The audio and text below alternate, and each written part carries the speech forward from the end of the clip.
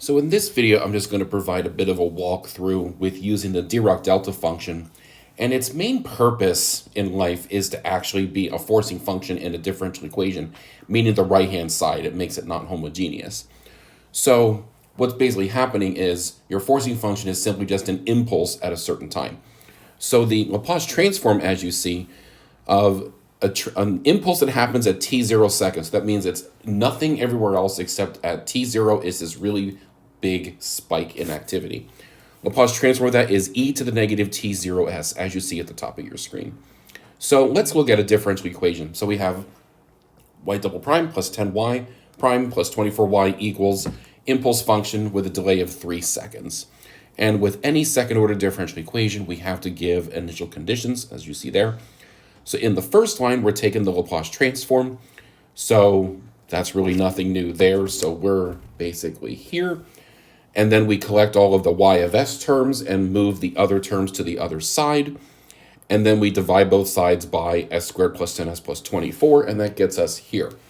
So what you notice is we have two sets of partial fractions here. We have one that's just pure algebraic. You have s in the numerator and your factorable denominator. On the right, though, you have that thing multiplied by e to the negative s. That's what makes things a little interesting here. So we'll do business as usual for the first part. Do partial fractions for s over s plus 6, s plus 4.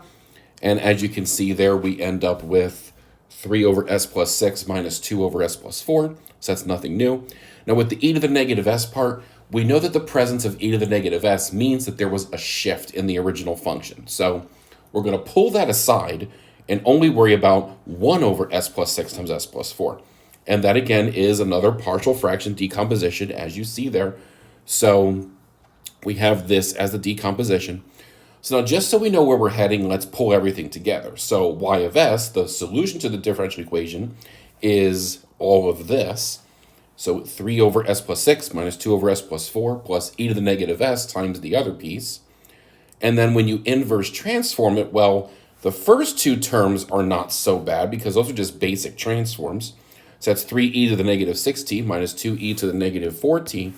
But then remember, when you're transforming something with an e to the negative s along with it, anything multiplied by e to the negative s was shifted by 1 unit. So the e to the negative s forces this, which also forces the t minus 1 to replace the t. So as you can see, solving differential equations with these new shifts is going to take quite a bit more time because it's going to feel a little redundant sometimes. You know that the number one method we've used to find inverse transforms was partial fractions. Now it's just kind of getting amplified, having to do 2 or maybe even 3 in one problem. So sounds like great fun, right? So hopefully this walkthrough helps you understand. And the Dirac Delta function is really nothing all that new.